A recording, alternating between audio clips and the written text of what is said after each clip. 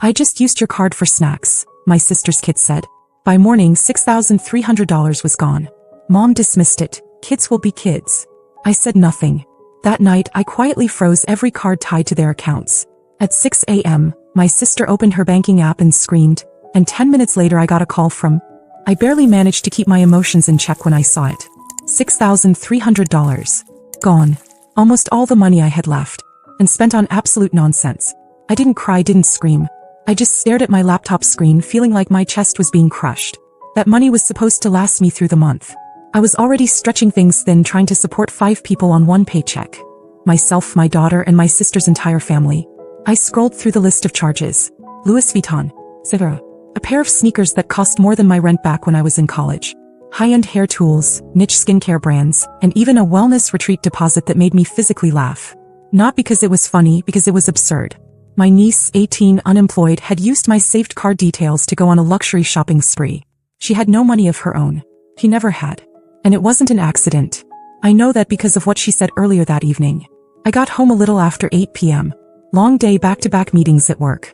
I was tired, hungry, and still had emails to answer. She was curled up on the couch in leggings and a hoodie, scrolling on her phone like she didn't have a care in the world. I asked her how her day was. She said, casually, that she used my card for some snacks and a few other things because it was saved in the Amazon account. I stopped walking. Asked her what she meant. She just shrugged. Said it like it was the most normal thing in the world. I just used your card for snacks, she said. It's not a big deal. I didn't argue. I didn't even say anything. I just went to my room and opened my laptop. The moment I saw the balance, I felt like I couldn't breathe. That card wasn't even for them. I'd been using it for emergencies. And slowly, because of them, those emergencies had become every week. Groceries, school supplies for my kid, gas for their car, the little things that added up. But this was a full-on attack on my life savings. And she said it like she borrowed a hairbrush. They had been living with me for 6 months. It was only supposed to be 2 weeks. My sister said they just needed to figure things out. Her husband had been laid off. She hadn't worked in years. Rent was too high. Their credit was trashed. I believed them. I let them move in. I fed them, paid for them, even let my daughter move into my room so their daughter could have her own space. Every week there was some new excuse, some reason they couldn't contribute. And every week I told myself it was temporary. But it wasn't temporary. It was comfortable, for them. At around midnight I knocked on their door. My sister opened it with this sleepy, annoyed face. I told her what happened. That her daughter had spent over $6,000. She blinked like it didn't even register. Then she said it. Kids will be kids. That was the moment something snapped in me. Not loudly, quietly, deeply. I said nothing else. I walked back to my room, closed the door, and sat there in silence. At 1:17 a.m. I began freezing every single card they had ever used or had access to. Every sub-account. Every auto-login. I even contacted a few retailers to reverse or cancel pending purchases. One of them had already shipped, but I knew the return window was 14 days. I had time. By 6 a.m. I was in the kitchen making coffee when I heard a scream. Not a yell. A scream. It came from the guest room. 10 minutes later my phone rang. My sister's husband. His voice was immediately aggressive. He was demanding to know why their cards weren't working, why their apps were locked, why the Uber Eats orders weren't going through. I listened to the full rant without saying a word. Then I hung up. I didn't feel sorry. I didn't feel guilty. I felt awake. Because this wasn't an accident. This wasn't a misunderstanding. This was what happens when you teach people that your boundaries are optional. They crossed the line. And they weren't going to like what came next. By the time the sun was fully up, the house had gone from quiet tension to full-blown chaos. My sister stormed through the hallway like a woman betrayed, slamming cabinets and asking loud rhetorical questions like, how could Abigail do this to us? Her husband was outside on the porch chain vaping and on speakerphone with someone, talking about how I humiliated his family. Meanwhile, the daughter, the one who wiped my account clean, sat in the living room clutching her phone like it was a life raft, crying over the handbags and essential items that were suddenly being refunded or marked return initiated. And in the middle of all that, I was just sitting at the kitchen table, drinking my coffee like it was the only thing keeping me tethered to earth. None of them had the guts to confront me right away. My sister passed by me a few times waiting for me to speak first. I didn't. I wanted them to feel the silence. I wanted them to sit in the wreckage and think about the fact that it was them who caused it, not me. Around noon, my sister finally broke the standoff. She came into the kitchen and said we needed to have a grown-up conversation as a family. I agreed only because part of me still held on to the insane idea that maybe, just maybe, they'd realize how far they'd gone.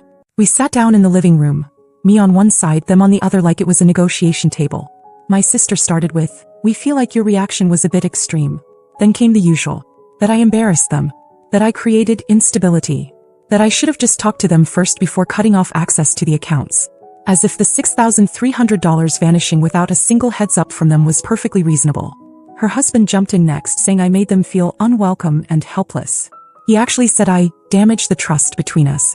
Then my niece, the one who spent my money like she had a brand deal with Gucci, said she was under a lot of pressure, and that at her age stability was essential for her growth. She said the shopping made her feel like she was in control of something even just for a moment. I just sat there listening, wondering if they'd all collectively lost their minds. They weren't ashamed. They were angry at me.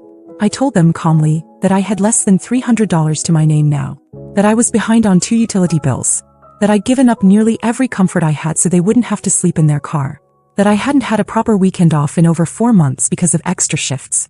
That my own daughter had to give up her room, her routines, and her peace for people who couldn't even say thank you. And now they were talking to me about stability? I said I didn't want the money back. I meant it. Not because I was forgiving them, but because I was done. Done expecting responsibility from people who lived like the world owed them something. Done making excuses for grown adults who thought kindness was a weakness. My sister started to cry. Her husband looked down. My niece didn't say anything, just got up and walked to her room. The next morning I left the house early. Got in the car and just drove. I didn't have a destination in mind. I just needed to be away. I grabbed a gas station coffee and parked in a grocery store lot, watching people go in and out like it was any normal day. I sat there for over an hour. When I came back, there was an envelope on the kitchen counter. It had my name on it, written in rushed handwriting. Inside was a note that said, "We're sorry. We'll fix it." No money. No plan. No next steps. Just 7 words on a piece of paper. That's when it really sank in. They weren't going to fix anything. Because in their heads they hadn't broken anything. And that meant I had to be the one to change everything. The envelope on the kitchen counter sat there for 2 full days before I even touched it again. I read the note once and left it there. "We're sorry. We'll fix it." That's all it said. No explanation. No money. No plan. Just a vague promise, like that was supposed to patch over the fact that they had drained my account and still hadn't done a damn thing to make it right. They tiptoed around me for a while after that. I think they believed they were being considerate. Quiet in the mornings, dishes done, shoes off at the door. But all of it felt hollow. Like they were just waiting for my mood to pass. Like they'd ridden out storms before and this would be no different. But this time was different. I was watching them now, really watching. My niece was still waking up past 10 every day, sitting cross-legged on the couch, scrolling non-stop and shopping online with whatever money she had left from God knows where. Still no job. Still no effort. She asked me one afternoon if I'd help her rebuild her Amazon cart, because everything got refunded. I walked away before I said something I'd regret. My sister was trying harder to act productive. She mentioned sending out a few applications but couldn't remember where. Said she was looking into remote opportunities, but spent most of her time rewatching old shows on her laptop.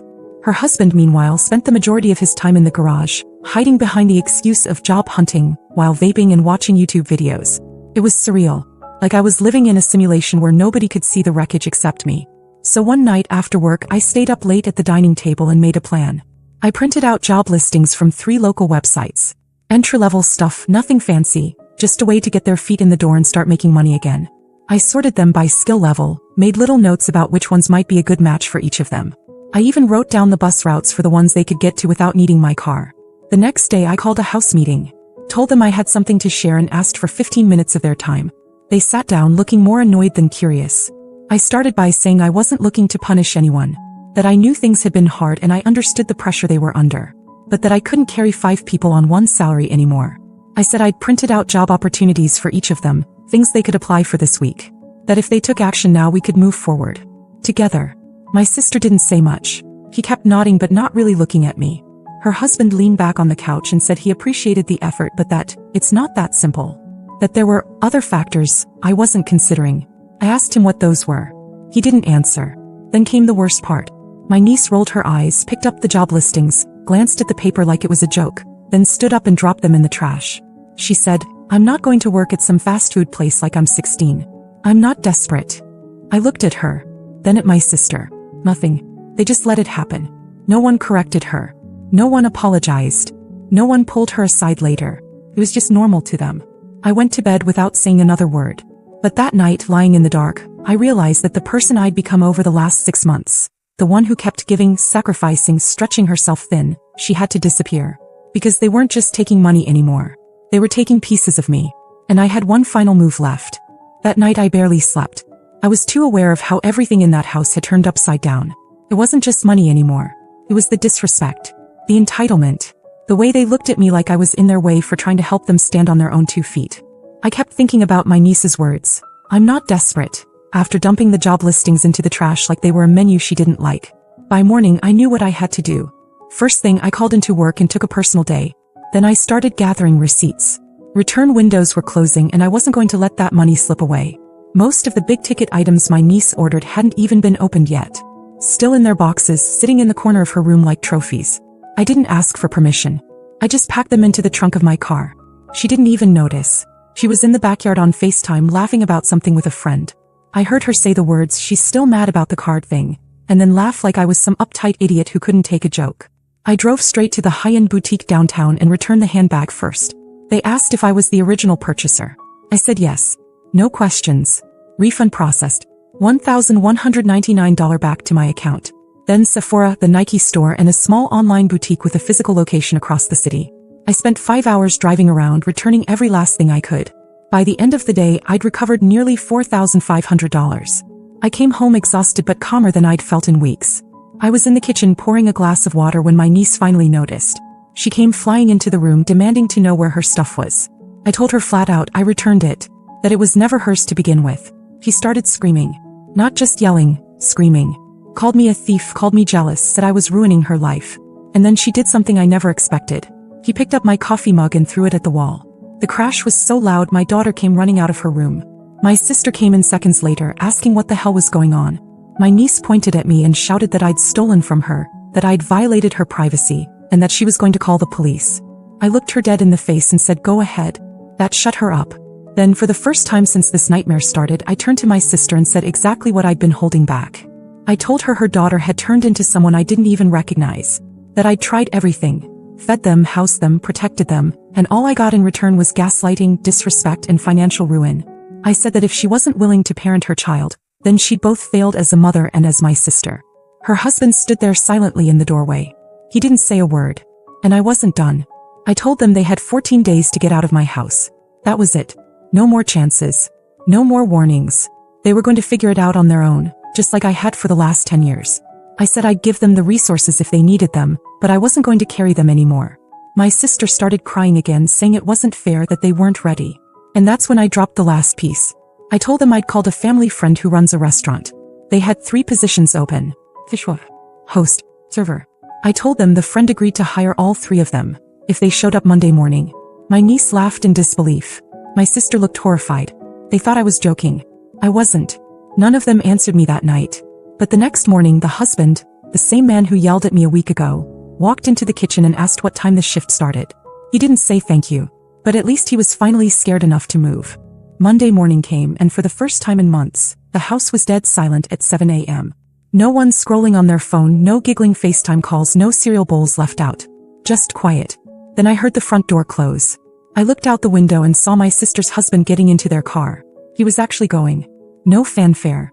No speeches. Just gone. An hour later, my sister shuffled into the kitchen. She poured a cup of coffee and mumbled something about giving the job a shot. I nodded. I didn't say I was surprised. I didn't tell her that the friend had already called me earlier and said if they didn't show up, the offer was off for good. At noon, my niece finally emerged. She didn't speak, didn't look at me, just stood by the counter and waited for the microwave to beep. Then she asked quietly if the rest of her orders were being returned too. I told her there were a few more things we hadn't gotten to yet. A pair of sunglasses, a luxury face serum, and a Bluetooth speaker. The return window was still open, and yes, we were returning those too. She muttered that it was humiliating. I agreed. We went to the mall together. Not because I thought it would be some bonding moment, because she was legally an adult and some of the returns required ID verification. I let her handle it. I watched her face when the cashier asked, "Do you have the original payment method?" And she had to say, "It was my aunt's card." One by one, the items disappeared. Refunds processed. Almost $6,000 recovered by the time we were done. It wasn't all of it. Some of the purchases were final sale, but it was enough. I told her to keep the receipts. I wasn't covering for her if anything came back on my statement later. Back in the car, she sat with her arms crossed, fuming. She said I didn't understand what it was like to feel like you had nothing. That shopping gave her control, a break from stress. I didn't argue, but I asked her what she thought my life looked like. She thought I got here by shopping my way out of stress. If she realized I hadn't bought myself a new pair of shoes in over a year, because I was too busy paying to keep 5 people afloat. She didn't answer. Just looked out the window. That night, I went into my room, shut the door, and for the first time in months, I let myself feel everything. The exhaustion, the frustration, the deep, crushing disappointment. But also something else, clarity. As I had tried. I gave them everything. Shelter. Food. A second, third, fourth chance. I handed them jobs. I returned the stolen money. I stayed calm when I wanted to scream. I offered them a way out. And they barely took it. Her father came home from his first shift and went straight to bed. My sister followed not long after, saying she didn't think she could handle the pressure. My niece said the restaurant was not her vibe, and that she was going to look for something more aligned with her personality. So I made one final decision. I typed up a letter. It was short. Just a notice that they had 10 days left. That the spare key was being deactivated. That I'd arranged for temporary storage if they needed help moving their things. But after that, done. I left the letter on the kitchen table. In the morning it was still there, untouched. They didn't say a word. 10 days passed. On the morning of the deadline, I woke up at 6 a.m. and found the house quiet. I went downstairs expecting a fight, or at the very least some last-minute guilt trip. But the guest room was empty. Their stuff was gone. The only sign they had ever been there was a half-eaten box of cereal on the counter and a pair of cheap flip-flops by the door. They left without saying goodbye. I didn't call. I didn't text. I didn't need to know where they were going or what their plan was. I'd done more than enough. For 6 months, I lived their struggle like it was my own, while they walked around like I owed them my stability, my patience, my peace. I sacrificed everything, money, time, even my own daughter's comfort, just to keep them afloat. And the whole time I thought if I gave more they'd change. I was wrong. People don't change because you make life easier for them. They change when they decide to. And they never did. The next few days were the quietest my house had felt in half a year. I cleaned out the guest room. My daughter helped me turn it back into a music room like she used to have. She didn't say much about them leaving, just smiled when I gave her back her old space. I checked my bank account. Just over $6,100. Not everything but close. Enough to start rebuilding. Enough to breathe again. Then 5 days after they left, I got a call from my sister. I let it go to voicemail. She left a long message. Said they were staying with an old friend for now. That her husband was trying to stick with the job. That my niece was processing everything and reevaluating her goals. She ended the message with a sentence that made me pause. We know we messed up, but I hope you won't shut us out forever. I didn't respond, because I am shutting them out. Not out of spite. Not for revenge. But because I finally learned something I should have known a long time ago. I can't keep living my life as the safety net for people who refuse to climb. From now on, my attention goes to the people who respect it. To my daughter. To my home. To myself. No more rescuing people who sink every lifeboat I send. No more holding space for grown adults who use kindness like a credit card. I was good. I was useful. I was the glue. And it broke me. That won't happen again.